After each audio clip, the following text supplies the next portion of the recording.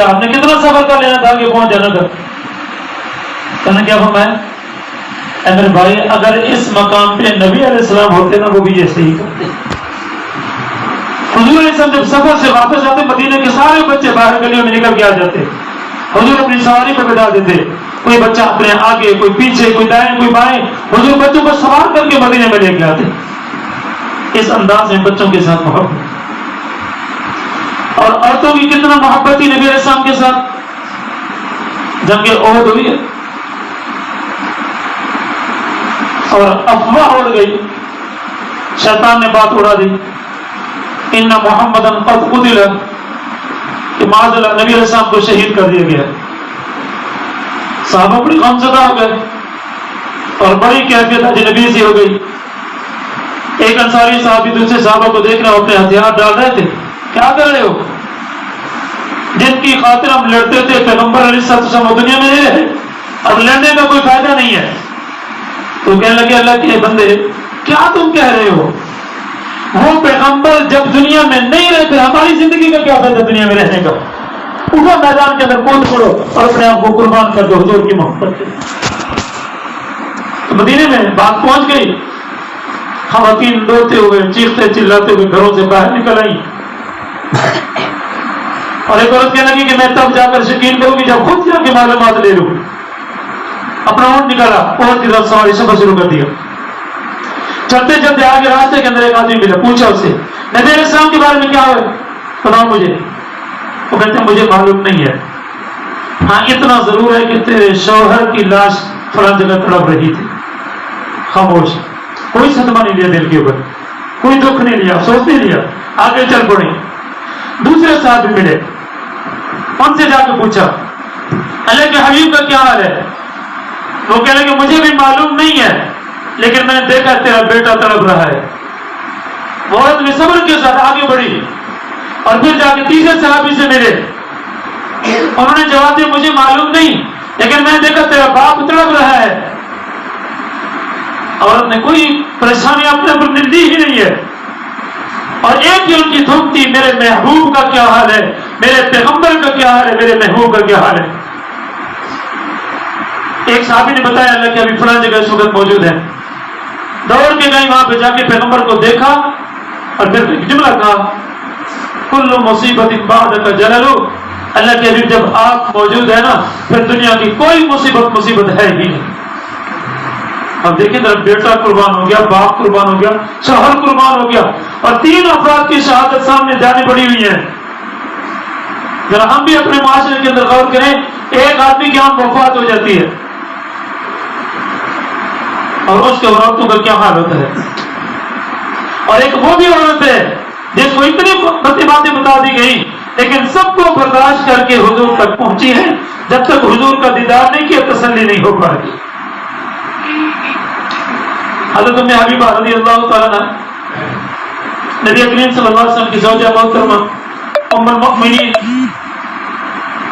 گھر کے اندر موجود ہے صلح حدیبیہ کے زمانے میں, اور ان کے باپ ابو سفیان ابھی تک مسلمان نہیں ہوئے. وہ بات کرنے کے لیے آئے ہوئے تھے مدینے میں, تو انہوں نے کہا چلو اپنی بیٹی کو بھی مل کے جاؤں. حضرت ام حبیبہ کے حجرے میں گھر میں آ گئے.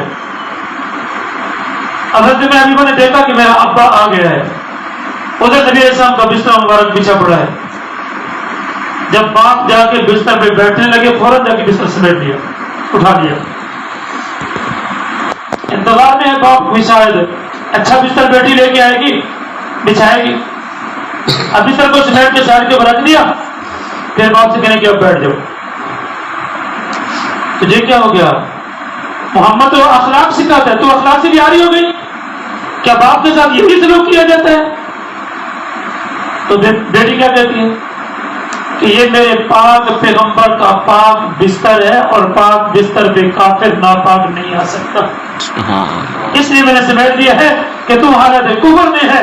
اگرچہ باپ ہے اپنی جگہ پہ ہے لیکن پیغمبر کے بستر پہ تمہیں بیٹھنے کی اجازت نہیں ہے. جس نبی کے جسد عطر پہ ناپاک مکھی نہیں بیٹھ سکتی, اس نبی کے بستر پہ کافر آ کے بیٹھ جائے, کیسے میں گوارا کر دوں. یہ ہے محبت. حضور کریم صلی اللہ علیہ وسلم کا دنیا میں تشریف لے آنا امت کے لیے ایک بہت بڑی نعمت ہے، بہت بڑی نعمت ہے۔ اگر ہم ساری زندگی سے ایک نعمت کا شکریہ ادا کریں تب بھی نہیں کر سکتے۔ لولا انت مہتدینا ولا صدقنا ولا صلینا، اللہ کے حبیب اگر آپ نہ ہوتے ہمیں ہدایت نہ ملتی، آپ نہ ہوتے ہمیں اللہ کے سامنے اپنی جبین کو جھکانے کی توفیق نہ ملتی، اللہ کے حبیب اگر آپ نہ ہوتے اللہ کے راستے میں مال کو خرچ کرنے کی ہمت اور قوت ہمیں نہ ملتی۔ ہمارا گویا کہ وجود بھی دنیا میں آنے کا جو اصل اور بنیادی سبب ہے وہ رحمت والے پیغمبر صلی اللہ علیہ وسلم ہے، کہ اگر وہ نہ ہوتے لولاک لما خلقت الافلاک، اگر اے حبیب آپ کو پیدا کرنا نہ ہوتا پھر میں نے پوری نظام دنیا کو بنانا ہی نہ ہوتا، پھر ہم کہاں ہوتے، زمین آسمان کہاں ہوتے، نظام کائنات کہاں پہ ہوتا۔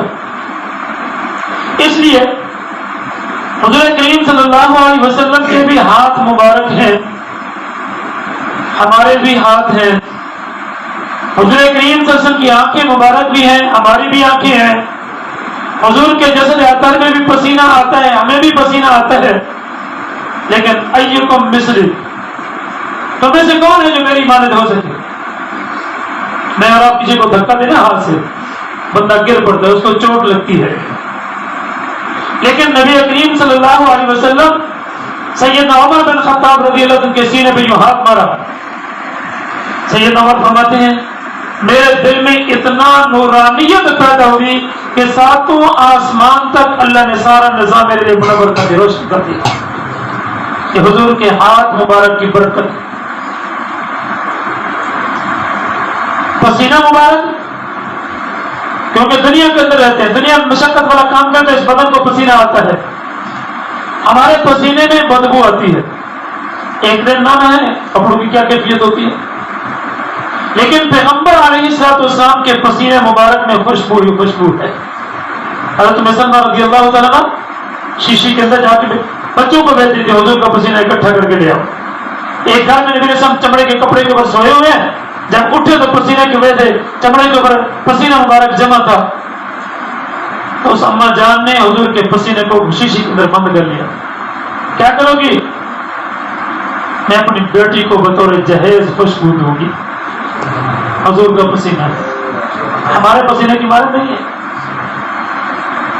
نبی کریم صلی اللہ علیہ وسلم کی آنکھیں ہماری بھی آنکھیں ہیں، لیکن ہمیں صرف سامنے تک نظر آتا ہے، اور حضور کریم صلی اللہ علیہ وسلم کو اللہ پاک نے اتنا دنیا میں قوت اور آنکھوں کی طاقت عطا فرمائی کہ حضور سفر معراج پہ جب گئے تو خود اللہ کا دیدار ان آنکھوں سے کر کے آئے، اس قدر عظمت والی آنکھیں،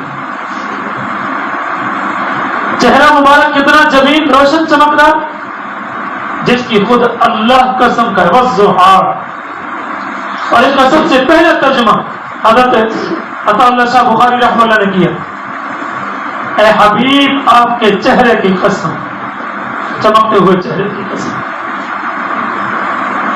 حضور کریم صلی اللہ علیہ وسلم کا خون مبارک بھی باعث شفا، بچنا لگوایا، پھیلی کے اندر خون بند ہے، ایک آدمی کو دیا صحابی کو، اس کو ایسی جگہ ڈالنے ہیں جہاں کسی کی نظر نہ پڑے، صحابی ادھر پورٹ کے اندر چلے گئے اور پیالے کو منہ لگایا اور پی لیا، واپس ہے ڈال دیا، جی یا رسول اللہ ایسی جگہ ڈالا کسی کی نظر نہیں پڑے گی، کہاں ڈالا؟ اللہ کہ بھی میں نے پی لیا ہے۔ حضور کریم صلی اللہ علیہ وسلم نے ارشاد فرمایا جس بدن کے اندر میرا خون داخل ہو گیا اس کو کبھی بیماری نہیں لگے گی، اور نمبر 2 کبھی وہ جہنم کی آگ میں داخل نہیں ہو سکتا۔ حضور کے خون مبارک کے اندر بھی شفا ہی شفا ہے۔ حضور کی ولادت بھی ہماری ولادت جب کی طرح نہیں، اماں کے پیٹ کے اندر موجود ہے، لیکن اماں آمنہ فرماتی ہیں کہ مجھے حمل کا بوجھ محسوس نہیں ہوتا تھا، 9 مہینے گزرے لیکن حمل کا بوجھ محسوس نہیں ہوتا۔ جب سے حضور شکم مبارک میں آئے، کنویں پہ پانی لینے کے لیے جاتی ہیں تو پانی کنویں کا خود بخود اوپر آ جاتا ہے، اور باقی عورتیں بھی حضرت حلیمہ سے حضرت آمنہ سے کہتی ہیں رک جاؤ ہم بھی کنویں سے پانی بھرنے، تم چلی جاؤ گی پانی پھر نیچے چلا جائے گا، ہمیں پانی نکالنے کے اندر بڑی مشقت ہوتی ہے، رک جاؤ تھوڑی دیر کے لیے۔ حضور کی آمد سے پہلے ہی اللہ کریم نے نظام سنبھالا ہے. پھر جب اللہ رب العزت نے حدیث مبارکہ میں آتا ہے انتم تنظرون امامکم، تمہاری آنکھیں موجود ہیں اور تم ان اپنی آنکھوں سے صرف سامنے دیکھتے ہو بس، اور میں انظر امامی کما انظر خلفی، جیسے میں اپنے آگے دیکھتا ہوں اسی طریقے سے میں اپنے پیچھے بھی دیکھتا ہوں. اللہ کریم نے نبی کریم صلی اللہ علیہ وسلم کے جسد اطہر کو اس قدر خوبصورت بنایا، حسین بنایا کہ جب نبی علیہ السلام نماز پڑھاتے ہیں تو نماز پڑھاتے ہوئے سامنے کی دیوار پہ آپ کا عکس پڑتا ہے.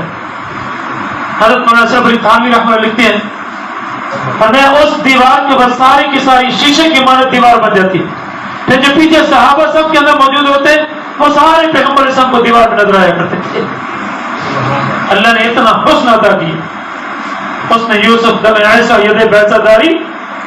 اللہ نے حضرت آدم سے لے کر عیسیٰ علیہ السلام کو سارے انبیاء کو جتنے کمالات دیے، جتنے معجزات دیے، جتنی خوبصورتیاں عطا فرمائی، ان ساریوں کو جمع کر لیا جائے اس کا نام بنتا ہے محمد صلی اللہ علیہ وسلم. اس قدر حسین جمیل پیغمبر، اور اس کے چہرے کو ہم چھوڑ کے غیروں کے چہرے کو اختیار کریں، اس کے طور طریقوں کو چھوڑ کر ہم غیروں کے طور طریقے اختیار کریں، اس کی سنتوں کو اداؤں کو چھوڑ کر ہم غیروں کے طریقوں کے اختیار کریں. ہمارے لیے مر جانے کا مقام نہیں ہے. ادھر تو ہم دعویٰ کرتے ہیں کہ حضور کا ہر طریقہ ہمارے لیے رحمت ہی رحمت ہے.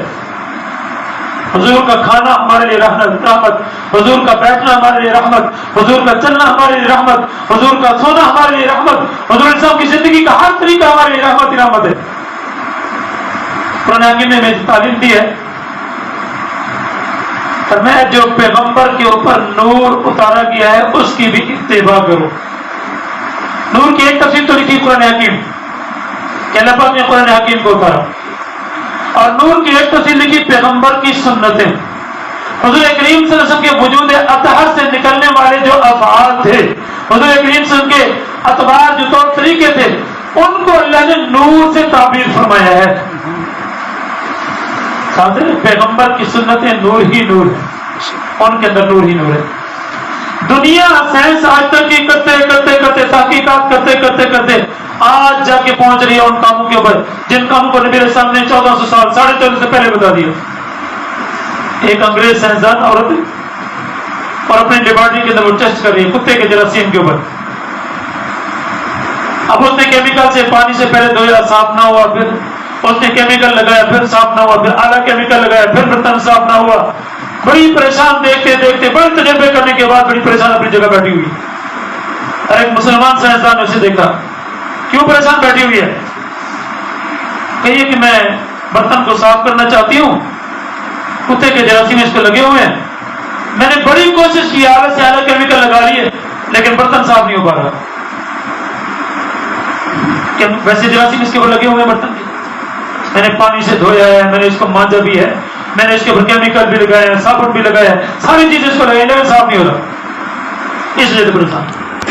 تو اس مسلمان نے کہا ایسا کرو مٹی سے دھو، مٹی سے مانجو اور پھر پانی سے صاف کر دیں. اب اس عورت نے برتن اٹھایا، مٹی سے اس کو مانجا، مانجنے کے بعد پانی سے صاف کر دیا. پھر جو جا کے دودھ بھی لگائی، دیکھا بالکل صاف، کوئی جراثیم نہیں ہے. تو پوچھنے لگی تمہیں کیسے پتہ چلا؟ انہوں نے کہا ہمیں ہمارے پیغمبر نے آج سے 1450 سال پہلے بتایا جب کتا برتن کو منہ لگا لے اس کو مٹی سے دھو لینا. اب جب حضور کی سنتوں میں اتنا نور ہے اور شفافیت ہے اور صفائی اور طہارت ہے، ہم کہتے بس سنت ہی طرح چھوڑ دو گے، سنت ہی طرح چھوڑ دو. کیا کبھی ایسا بھی ہوا کاشتکار آدمی کہے بھی ایک ایک دانہ تو پودے کو پہنچے گا، کھا دو، کیا ضرورت ہے، چھوڑ دو جی. پورے 1 ایکڑ زمین کے اندر اتنے سارے پودے ہیں اور 1 لیٹر آدھا لیٹر 2 کپی اس کے اندر دوائی کی جاتے ہیں 10 انچی تک وہاں پہ، اور یہ کیا کام کرے گی؟ چھوڑ دو اس کو، کیا کرے گی؟ اتنے نہیں، ان کھاد کے 1 ایک دانے کے ملنے سے سارے کھیت کے اندر ہریالی آئے گی. یوں ہی پیغمبر کی 1 ایک سنت سے پیغمبر اعظم کے پورے دین کے اندر ہریالی آئے گی. قل ان کان آباؤکم اگر تمہارے والدین پیغمبر کی محبت میں آڑے آتے ہیں، صدیق کا واقعہ سنایا، وَأَبْنَاؤُكُمْ تمہارے بیٹے پیغمبر کی محبت میں آڑے آتے ہیں، چلو صدیق کا ہی سنا دیتا ہوں۔ جنگ بدر ہو رہی ہے اور صدیق اکبر کا بیٹا ہے وہ کفار کی طرف سے جنگ بدر میں آیا ہوا ہے، تلوار ہاتھ کے اندر موجود ہے، باپ سامنے آیا، چھوڑ دیا کہ میرا باپ ہے، جنگ ختم، مسلمان ہو گئے۔ ایک مرتبہ اپنے باپ کے ساتھ بیٹھے باتیں ہو رہی تھی تو وہی کہہ رہا ہے، ابو جی جنگ بدر میں نا آپ میری تلوار کے وار کے اندر بالکل آ گئے تھے، اگر میں چاہتا تو قتل کر دیتا تھا، لیکن میں نے سوچا میرا باپ ہے، میں نے چھوڑ دیا۔ اور صدیق اکبر نے کیا کہا، اگر تو میری تلوار کی زد میں آتا میں اللہ کے نبی کا دشمن سمجھ کے تمہیں قتل کر دیتا۔ اب کو بیٹے، تمہاری بیویاں، آج ہمیں بیویاں ہی روکتی ہیں، نہیں شریعت کے بندے داڑھی نہیں رکھنی، بیوی ہی روکتی ہے، نہیں شادی ہے، پہلی شادی ہے، میں کیا ہے ادھر کی چھوڑ دو، سنت تو چھوڑ دینا، تو طریقے اختیار کر، اپنے رواجات کو اختیار کر لیں، ادھر نبی کریم صلی اللہ علیہ وسلم کی بیوی ہے۔ اللہ اکبر۔ امی عائشہ تو صدیقہ طیبہ طاہرہ رضی اللہ تعالیٰ عنہ حجرے مبارک کے اندر موجود ہے، درمیان کے اندر پردہ لگا ہوا ہے اور پیچھے بیٹھی ہوئی ہیں، ادھر یہودی ہے حضور کے حجرے مبارک میں، اور یہودیوں کی حالت میں کوشش ہوتی تھی نبی علیہ السلام کو بد دعا دینا، صحابہ کو بد دعا دینا، جہاں بھی موقع ملتا نقصانی پہنچانا۔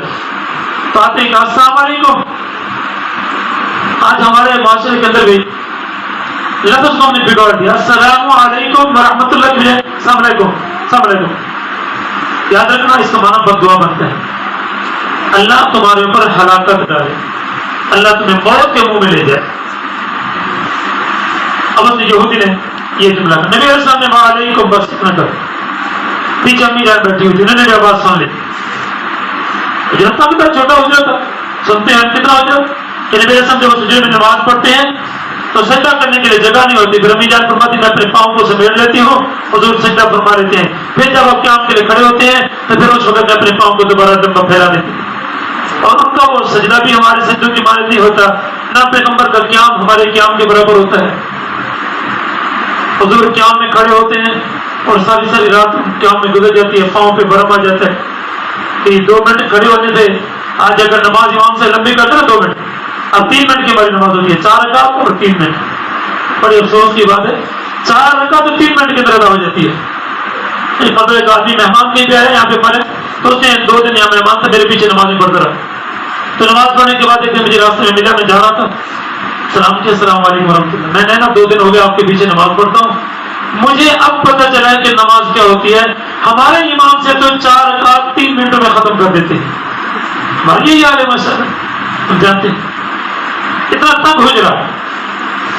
امی جان پیچھے آواز سن لی یہودی کی، فوراً فرمایا وعلیکم السلام واللعنت، تم پہ خدا کی لعنت ہو، تم پہ خدا کی پھٹکار پڑے، تم ہلاک ہو جاؤ۔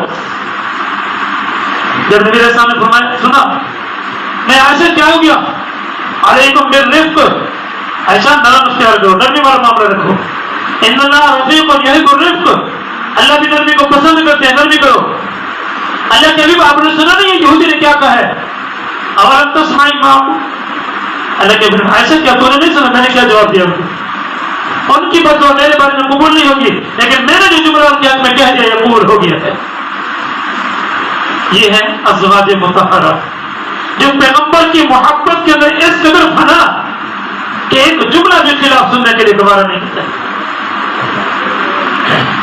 وَأَزْوَاجُ عَشِيرَتُكُمْ تمہارا خاندان، کنبہ، قبیلہ، رشتہ دار، دوست، احباب، وَأَنذِرْ عَشِيرَتَكَ الْأَقْرَبِينَ، یہ بھی اللہ نے حکم دیا ہے، اپنے قریبی رشتہ داروں کو ڈراؤ اللہ کے عذاب سے۔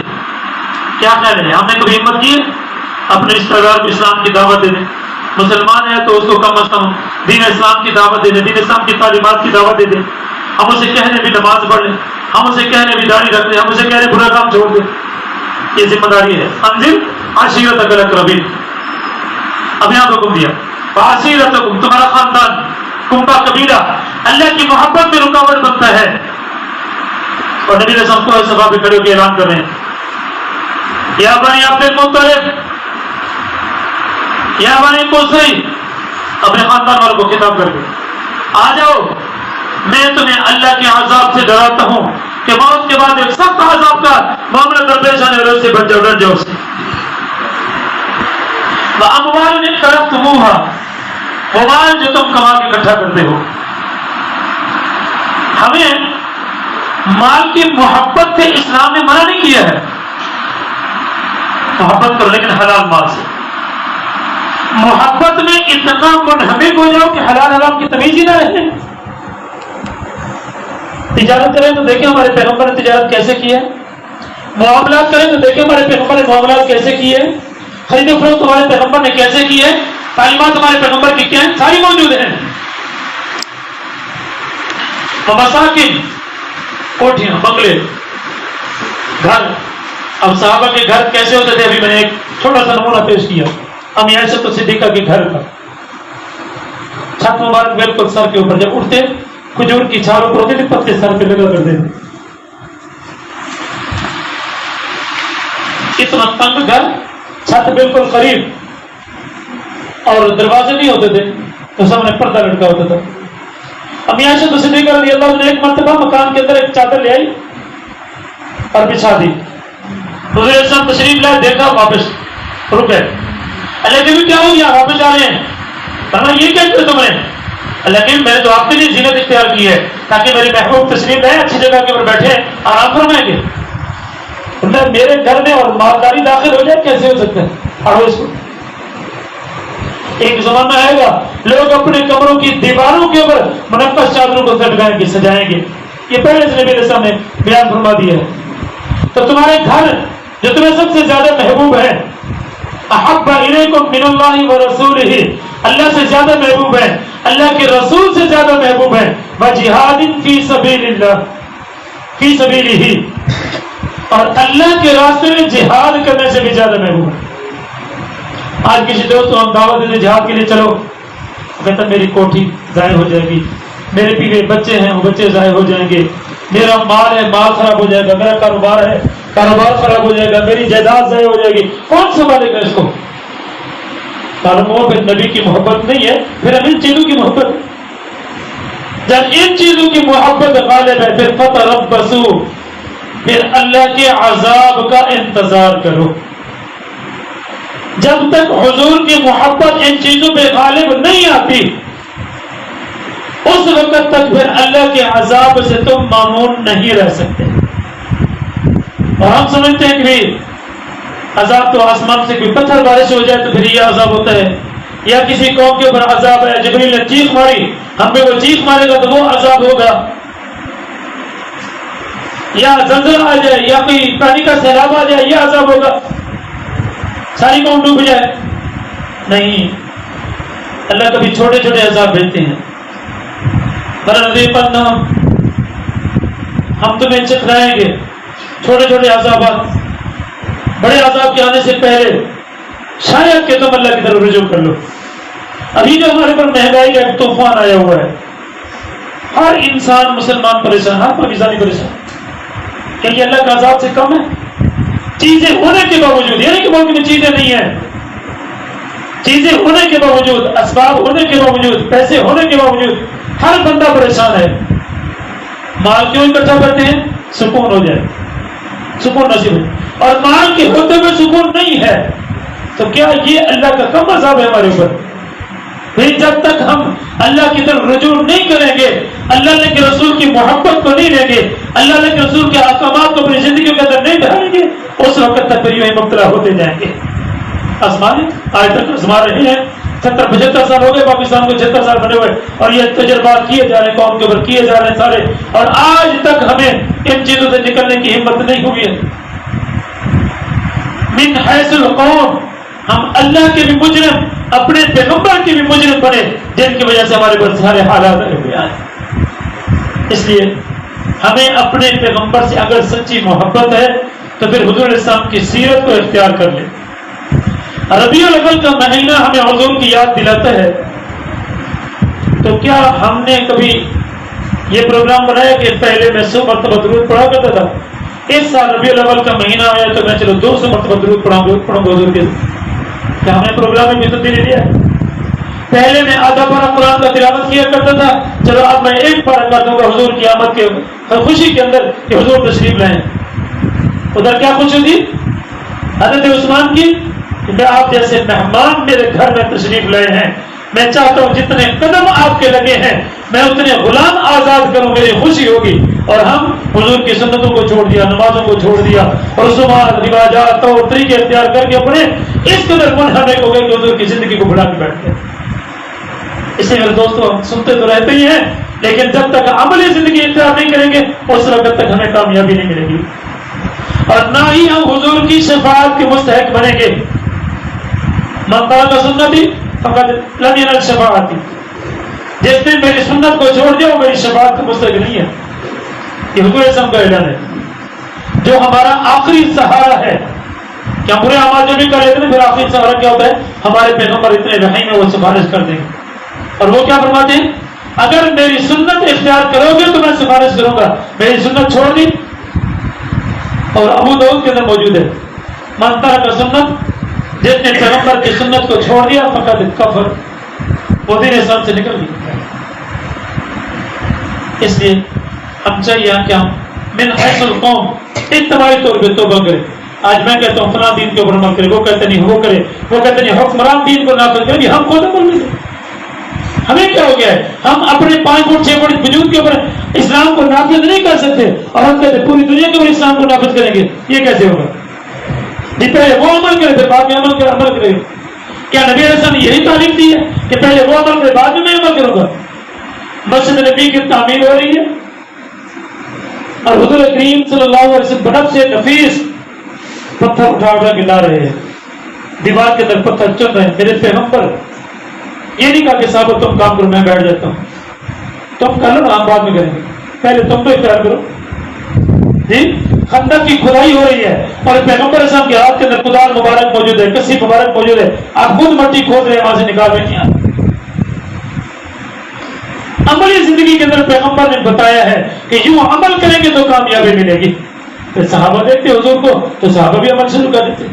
آج ہم کہتے ہیں بچے تو دیندار بن جائے، ہم دیندار نہ بنے، ہمارے خاندان والے دین کے برا جائیں، ہمیں کوئی ضرورت نہیں عمل کرنے کی۔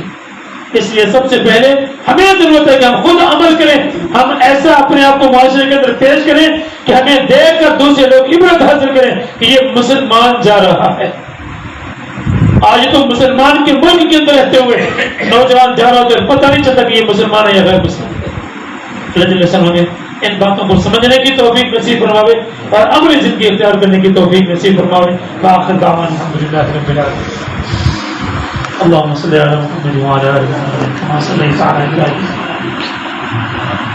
اللهم انت السلام وانت السلام عليك يا السلام تبارك الله في ذات الجلال والاكرام اللهم اغفر لنا ولوالدينا ولسائرنا ولمشايخنا ولمن بعدنا يا ارحم الراحمين اللهم انك عفو كريم تحب العفو فاعف عنا اللهم انت الستار استر عيوبنا وانت الغفار اغفر ذنوبنا اللهم انت ارحم الراحمين ارحم لنا ارحم لنا ارحم لنا اللهم انا نسالك العفو والعافيه والمعافاه في الدنيا والاخره توفنا مسلمين وعلمنا بالصالحين۔ اے پروردگار ہمارے اس پروگرام کو اپنی بارگاہ کے اندر قبول فرما لے۔ یا اللہ اس پروگرام کے اندر بچے بھی موجود ہیں، سفید ریش بھی موجود ہیں، نوجوان بھی موجود ہیں، یا اللہ سب کی دعاؤں کو اپنی بارگاہ کے اندر قبول فرما لے۔ یا اللہ ان نیک بچوں کی ذریعے سے اللہ ان کے بچوں کے بغیر ہماری دعاؤں کو قبول فرما لے۔ یا اللہ ہم تو گنہگار ہیں، بدکار ہیں، سیاہکار ہیں، یا اللہ کہیں ہمیں اپنے دروازے سے دھکا نہ دے دینا یا اللہ پھر بھی تیرے ہی بندے جتنے بھی غیر گزرے کیوں نہ صحیح، ہم گنہگار کیوں نہ صحیح، یا اللہ تیرے پیغمبر کی زندگی سے روگردانی کرنے والے ہیں لیکن پھر بھی تیرے ہی بندے ہیں، تیرے نبی کے نام لیوا ہیں، تیرے نبی کا کلمہ پڑھنے والے ہیں یا اللہ اس نبی کے صدقے ہمارے گناہوں کو معاف فرما دے یا اللہ ہمارے سارے گناہوں کو معاف فرما دے، چھوٹے گناہ بڑے گناہ جان بوجھ کے کیے یا اللہ بھولے سے ہم سے ہو گئے اللہ ہمارے اس مجمع کے اندر جتنی خواتین اپنی جھولیاں پھیلا کے بیٹھی ہیں اللہ ان کی مرادوں کو بھی پورا فرما دے، جائز حاجات کو نیک تمناؤں کو جائز خواہشات کو پورا فرما دے، جو دعا آباد ضرورت یا اللہ دعاؤں کے لیے کہتے ہیں ان کی جائز خواہشات کو پورا فرما دے، نیک تمناؤں کو پورا فرما دے یا اللہ رزق کے وافر نصیب فرما دے۔ اے پروردگار تو اپنے خزانوں سے اتنا ہمیں رزق دے کہ ہم کسی کے محتاج نہ رہیں، بس تیرے ہی محتاج رہ جائیں، کسی مخلوق کا محتاج نہ کرنا پروردگار۔ یا اللہ میں اپنے پیغمبر سے پکی اور سچی محبت کرنے کی توفیق نصیب فرما، نبی کریم صلی اللہ علیہ وسلم کی زندگی کو اپنی زندگی کے اندر ڈھالنے کی توفیق نصیب فرما، حضور کی سنتوں کو زندہ کرنے کی توفیق نصیب فرما، حضور علیہ السلام کے طور طریقے اختیار کرنے کی توفیق نصیب فرما، نبی علیہ السلام کے اعمال اختیار کرنے کی توفیق نصیب فرما۔ یا اللہ پیغمبر امت کے حق میں جو دعائیں مانگی ان دعاؤں میں ہمیں حصہ نصیب فرما دے، جن شرور و فتن سے نبی علیہ السلام نے پناہ مانگی اللہ ان شرور سے ہمیں پہنا نصیب فرما دے۔ یا اللہ تو رحمت والا معاملہ، شفقت والا معاملہ فرما۔ یا اللہ اس پروگرام کو اپنی بات کر کے قبول فرما، پوری امت مسلمہ کو ہدایت نصیب فرما، دین اسلام کی زندگی گزارنے کی توفیق نصیب فرما۔ صلی اللہ تعالی علی خیر خلق محمد وعلی آلہ وصحبہ اجمعین۔